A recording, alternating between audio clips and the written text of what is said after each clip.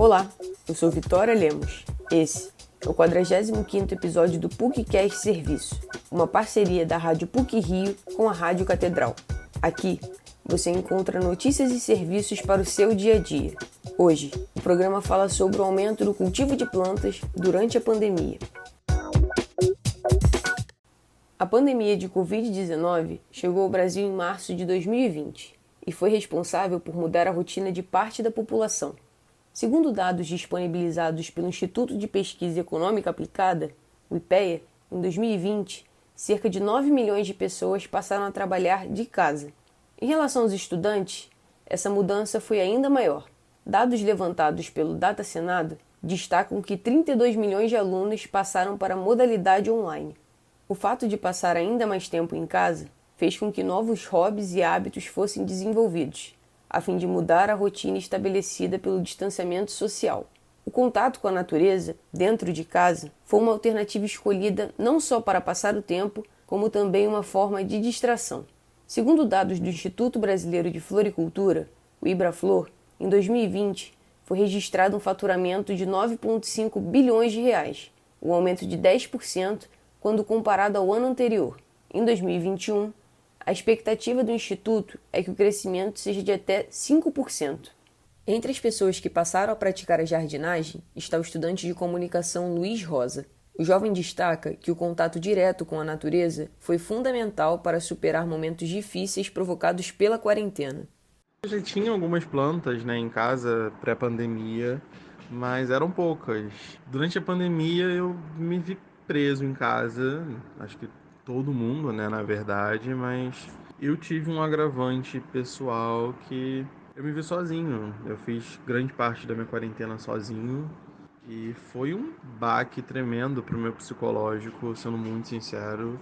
E eu criei o hábito de comprar uma plantinha nova sempre que eu estava me sentindo muito triste, muito mal, e eu tinha dinheiro e a possibilidade de sair de casa. Era uma forma também de manter a minha mente focado em outras coisas. Apesar de ter sido um hábito intensificado na quarentena, Luiz Rosa afirma que pretende continuar sua criação de plantas após a retomada da vida fora do home office.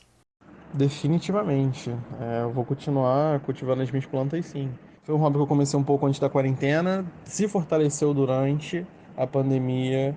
Eu pretendo levar para minha vida inteira, porque fez diferença para mim, assim, na minha vida. Atualmente eu não tenho como aumentar minha quantidade de plantas. Assim que puder também, vamos comprar mais e continuar multiplicando essas que eu já tenho. Além do distanciamento social e o receio de sair de casa com segurança, a pandemia também foi responsável por aumentar a incidência de casos de depressão e ansiedade no Brasil. Para o professor do Departamento de Psicologia da PUC-Rio, Daniel Mograbi, a prática da jardinagem e o contato com a natureza têm o potencial de amenizar os casos de doenças psicológicas. Existem hoje evidências já sólidas, de que atividades como jardinagem podem reduzir, sobretudo, ansiedade e depressão.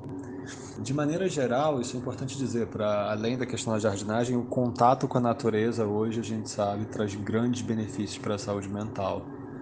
Daniel Mograbi afirma também que o cultivo de plantas pode auxiliar as pessoas a criar uma rotina, pelo fato de algumas espécies necessitarem de mais cuidados.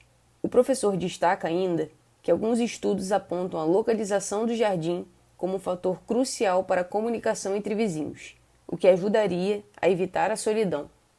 Para Leonardo Silveira, biólogo e atendente do Horto das Acácias, uma loja de plantas e artigos de jardinagem, algumas espécies são mais indicadas para quem está começando a fazer jardinagem, por serem fáceis de cuidar e terem um bom custo-benefício. A gente aqui indica plantas para interior, Então, uma zamioculca, que é uma planta que bebe pouca água, pode ficar em ambiente sombreado, é muito resistente. A gente indica também as jiboias, que são plantas pendentes, que a maioria das pessoas que vêm para cá, elas gostam dessa estética das plantas pendentes. É uma planta também que não bebe muita água e é super resistente e funciona bem tanto em sol quanto em sombra. Peperômias também, são super fáceis de cuidar, plantas baratas, que gostam mais de ambientes sombreados também. Ederas, todas essas plantas assim, que estão mais em alta, na parte de decoração de interior mesmo. Então são plantas bem resistentes, têm um bom custo-benefício.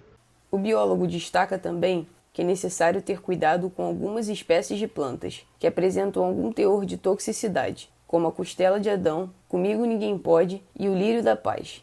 Isso porque elas podem causar algum dano à saúde de crianças e animais. Para evitar qualquer tipo de problema, Leonardo afirma que é indicado entrar em contato com um pediatra ou um veterinário, caso haja ingestão de alguma dessas espécies. Esse episódio teve produção e edição sonora por Vitória Lemos, com supervisão e edição de Célio Campos. Lembramos que a Rádio PUC faz parte do Comunicar, que é coordenado pela professora Lilian Sabac. Voltamos na próxima sexta-feira. Até lá!